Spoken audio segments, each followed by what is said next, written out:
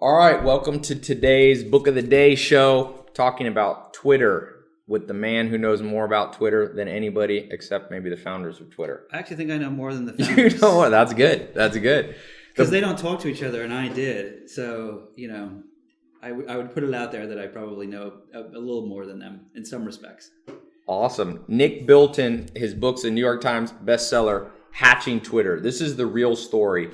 And so much of Twitter, it's interesting because I do a lot on Twitter now, in terms of posting. And I just had a tweet I did go viral, got like 8,000 favorites and retweets.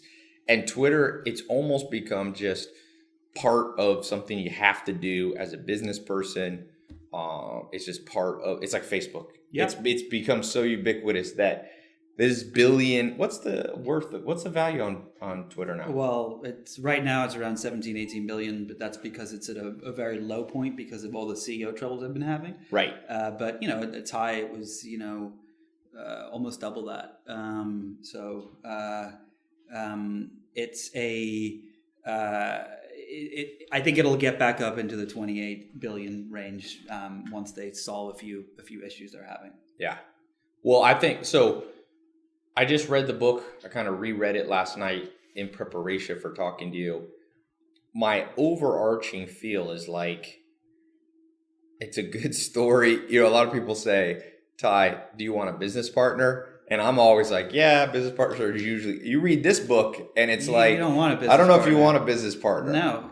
It's interesting because, what I think the reason so many people really enjoyed reading the book was because it's not written, it's a business story, but it's written like a murder mystery. Right. And yeah, it's an interesting read. Make sure you pick this up. It'll keep you entertained. It's not a boring story. I know I had a lot of, I get tweets every day from people that say that they are reading the book or they read the book or whatever, and most of them read it in a flight, which is painful considering how much work I put into it, but it's also amazing because it's that dramatic that they were able to continue to turn the page. I actually did study a lot about how to write murder mysteries when I wrote the book because I felt like that's what it was. Yeah. Because you have these four founders, Noah Glass, Evan Williams, Jack Dorsey, and Biz Stone, that completely by accident, made this company. Yeah. And then they subsequently went through and kicked each other out one by one, until none of them were left. It's almost like Game of Thrones. Oh, it's absolutely good. It's like Game of Thrones. You watch HBO's Game of Thrones, and it's like every time you get attached to a character, they die. Yeah. Yeah. Well, this one's like every time one of them is a CEO,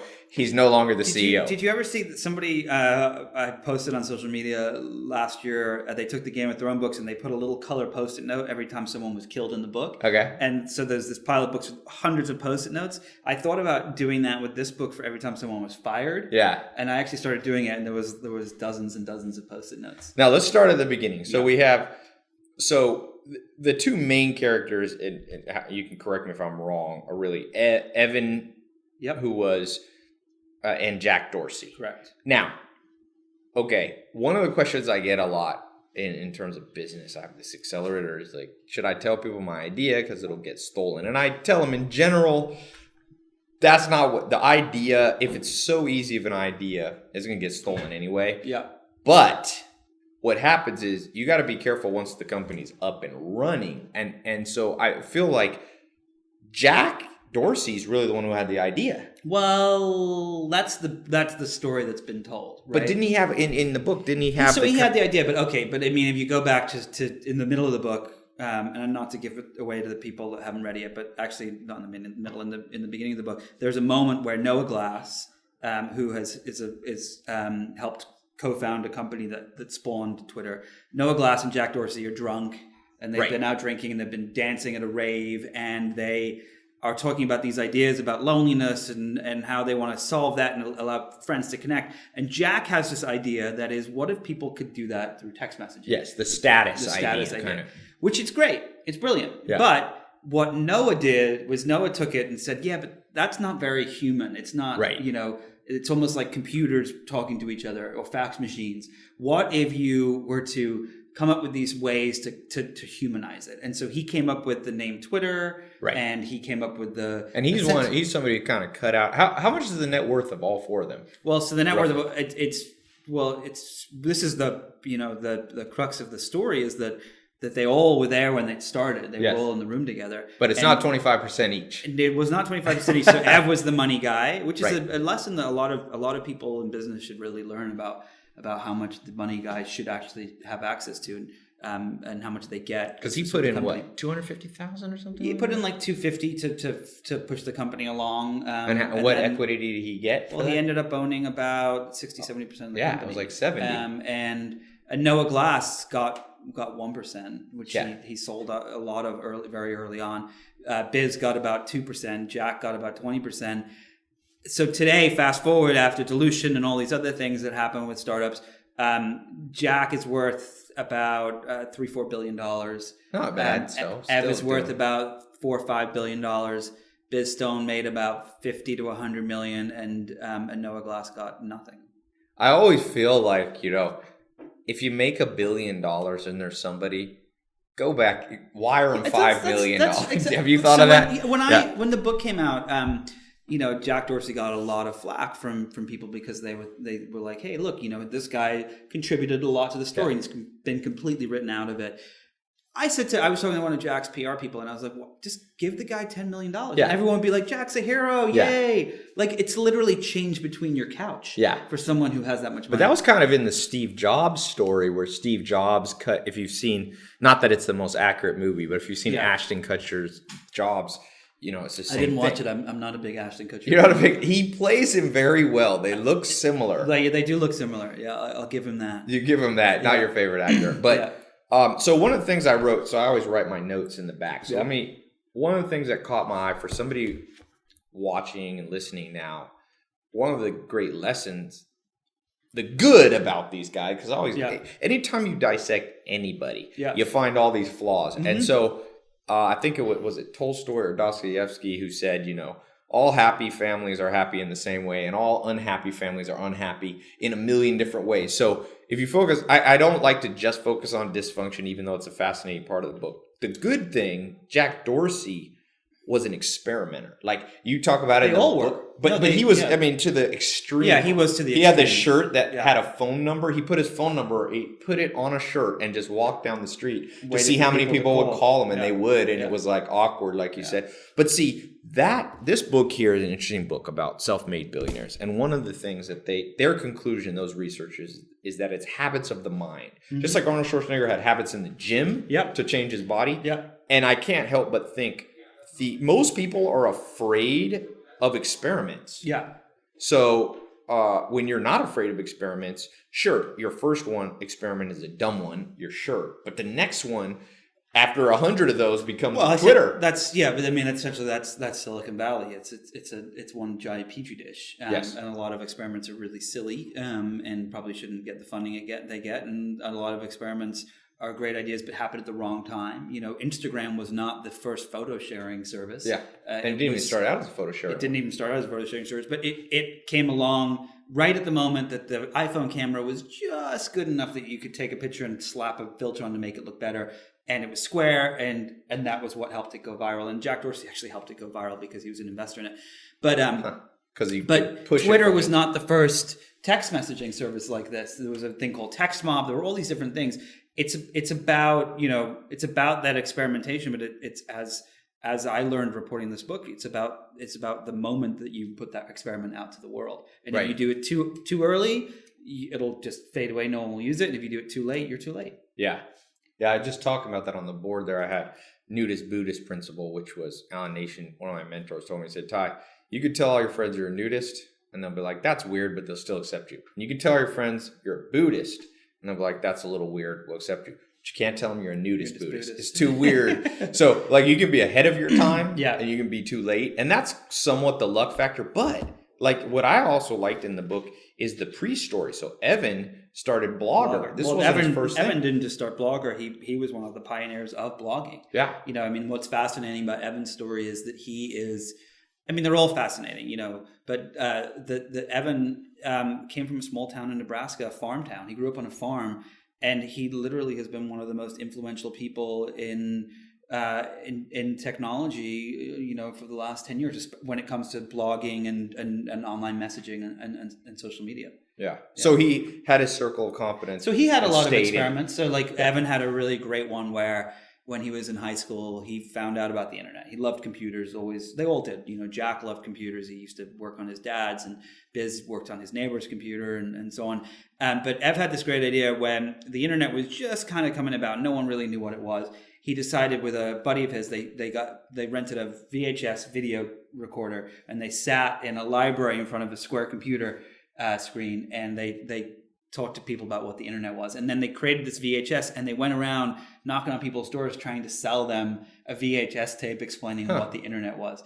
That, like they all had these kind of this entrepreneurial spirit that led them to where they got to. But Evan then ended up in San Francisco, created Blogger, which Google bought, and the money that they didn't buy it for much. Was it $5 or $10 million? Yeah, I think it was about 40 million, 20 million, something give or take. But he ended up getting about 10 million out of the deal. It was an earn-out. He had to stay working. He had to stay working there. He hated Google. He hated the culture. He felt it was like a very cutthroat world. And I, talk about and tell the story of him when he first arrived in San Francisco. He was living, this is one of the things I find really amazing for people that don't know, how they're going to end up at that level that they want to be, that whether it's being a billionaire or running a successful company, whatever it is. Like Evan, who's worth $5 billion, when he first moved out there, he was living atop a garage, paying $600 a month in the studio.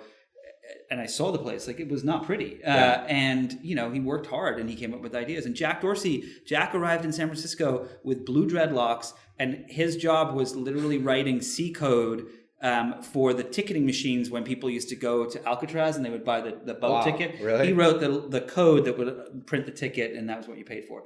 And so, they all started there, and now look where they are. Now, one of the things, so as the story evolves, one of the core parts of the book is this whole complete dysfunctional breakdown where one guy gets nothing, the two main people are at each other's throat. How'd this thing end up? Like what was the most crisis event, and where are they right now in terms of, do they talk? Are they friends anymore? Are they enemies and lawyers advising them not to speak to each other? It's interesting because when I first started writing the book, none of the guys wanted to talk to me. None of the founders. They were all kind of afraid because the story that they had told was not the real story. And I didn't know that when I first started writing the book. I knew it was a fun story, but I didn't realize just how dramatic it was. But they, eventually they all ended up talking to me for quite considerable lengths of time. And it was sad because they were legitimately friends in the beginning. And by the end, they were definitely not. They all resented each other. Biz, who is kind of, the Kramer of the group, he's a comedian. He's like always trying to like make sure that there's no turmoil between people. He's still friends with some of them, but Noah Glass was kicked out very early, and he was essentially completely written out of the story of Twitter. His name was not mentioned in the S1. It's not mentioned in the corporate history yet. If it wasn't for him, it wouldn't exist. If it wasn't for any of them, it wouldn't exist. But today, you now have a company that is once again back in a tumultuous state, where the CEO stepped down recently, and they have Jack Dorsey back as the interim CEO. Why do you think? Why? And Jack Dorsey, by the way, has gone on to start Square. So he's made $1 billion. This is his second $1 billion company. Correct. Yep. Now, what the CEO is fighting? What's the deal now? Is Twitter going to be run by Jack Dorsey, and why did that CEO get kicked out? Well, Dick Costolo, who was the last CEO, and I mean that also like part of what makes this such a dramatic story is that it's an almost 10-year-old company that's had almost as many leaders. It's like 10 CEOs in 10 years. Well, they had Noah Glass, who ran it first, then Jack Dorsey, then Jack got kicked out by Ev. Ev ran it. Jack had a coup to kick out Ev. Then Dick came in. Dick was best friends with Ev. It's like it's Days of Our Lives, but a big business story. But I always say, Genghis Khan went to war with horses and bow and arrows. Now people go to war with business and lawyers. Yeah, absolutely. Well, these guys went to war with social media. Went to war with social media. So now it's back in its state. But what's really fascinating about the story is that one of the guys in the book, this guy Jason Goldman, who was kind of like the fifth Beatle, he said to me in an interview, he said, it's as if we succeeded in spite of ourselves. Right. And another great quote about the story was Mark Zuckerberg once said about Twitter, it's like they had a clown car, they drove into a gold mine and fell in. That was the original title of the book, was The Clown Car and the Gold Mine, but I like Hatching Twitter. Yeah, Hatching Twitter is good too. But the reason I bring that up is because, it is still succeeding in spite of itself. Yeah. It is still, 300 million users. It is still talked about every single day. I was reading the news this morning, and literally every news article I read had at one point said, oh, X person on Twitter said, or Y person on Twitter said. And if you look at any story about Trump, it's celebrity driven, and celebrities are driving the world. It's not just celebrities. I agree with you on that completely. But it's also, it's influencer driven. But I call those the new celebrities. Yeah. Like it's not just Tom Cruise. And exactly. You know who's fallen off Twitter is Paris Hilton. Her Twitter, like she gets on average 150 favorites. I get on average 400. It's crazy. Maybe she had a bunch of bots. I've written about all the bots. No, it's her real one. I think Kim Kardashian. I mean, you see, it's like a whole tabloid on Twitter. You can see this whole like Kanye West is popular and Kim Kardashian, they dominated. It's like. Well, it's fascinating. Is the Twitter wars between people? Like the Meek Mill. And what's the was it Kanye? No, it was Drake and Meek Mill. Meek Mill, Who would have thought in a world where it's like this is where people go to battle with like 140 characters? Which is I find this really interesting. There's a line in the book about where I say that that they didn't realize that within 140 character box that people could use it for anything from the revolution that was happening in Iran and to help promote that, Egypt to like and all that, to selling food from a food truck and on Los Feliz Boulevard. It's like, do you think though Twitter is decreasing a little bit in like now there's Snapchat definitely has taken a lot of market share. And so, and they bought Periscope, which is Twitter did. Yeah. And a lot of times, was that a defensive move, you think, that they bought it? Just like Twitter was, Facebook bought Instagram and WhatsApp because those were killers potential of Facebook. Do you think Twitter's getting in that acquisition game now? Well, we're moving to a world where, Twitter's done a lot of acquisitions, dozens and dozens and dozens of them.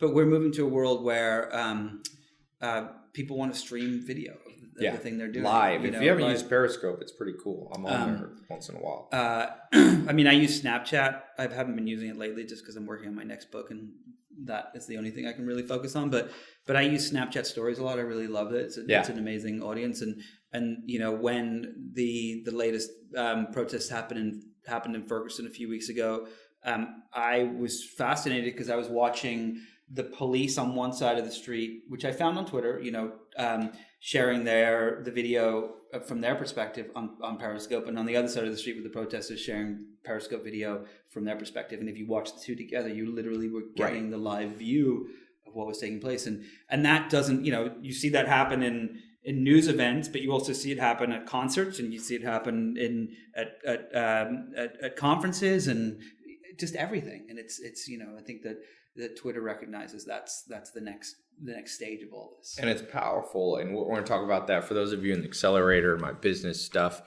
we're going to do some specific talks on what this book has to teach about money, and not just this book, but your experience behind the scenes at Twitter. And we'll do that in separate videos. But today, as we talk about this in this show, question that I think is important for you. Because you kind of are inside of their minds somewhat, you interviewed them and know the story.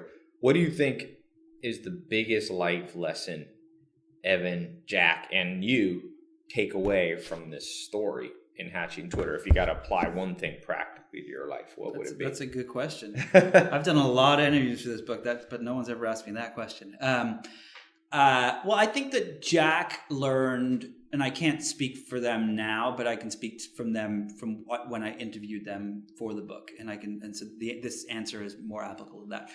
Jack learned the lesson that to make things his. Like that when he got kicked out of Twitter, he felt that he had been unjustly kicked out of Twitter. And certain people agree with him and certain people disagree with him. And as a reader, it's up to you to decide.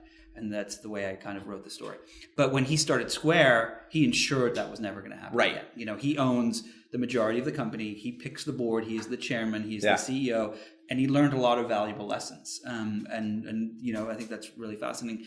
I think Ev learned the importance of family. Actually, Noah learned the same thing, but Ev, you know, wanted to be, you know, a big person that ran a big company. He came from Nebraska, the small town farm, and he had built some really big, impressive things. He wanted to be known for being a product visionary, and I think that he did those things. He contributed to all these things. He like, you know, just like Jack, has started multiple very successful businesses. But at the end of the day, when he was betrayed by the board turned on him behind his back. And betrayed by some of the people that worked for him that had also turned on him. I think he realized, you know, that he had been successful, he contributed to society, and that his family was really important to him. And that was really interesting. And for me, I think that I learned, you know, one of the stories that I actually learned the most was when all these guys got together and started this business. They didn't start it as a business. They started it as a cure for loneliness. You know, so I think that when you're in your 20s or even older or younger, you go through this phase where you don't know what you want to do with your life, and you feel alone and you feel lonely, and in the past you would have like tried being goth for a little while, you'd have done this or that. Now you turn to social media. You try to find friends and connections on social media. You post something really funny or obnoxious or whatever it is on Twitter or Instagram or Facebook. The virtual world. And so you look for those likes, right? And I went through this. I had gone through a breakup and was trying to seek out, right when I was writing this book, I was trying to seek out connections through technology, and I realized that's not how you get these connections. It's through human interaction.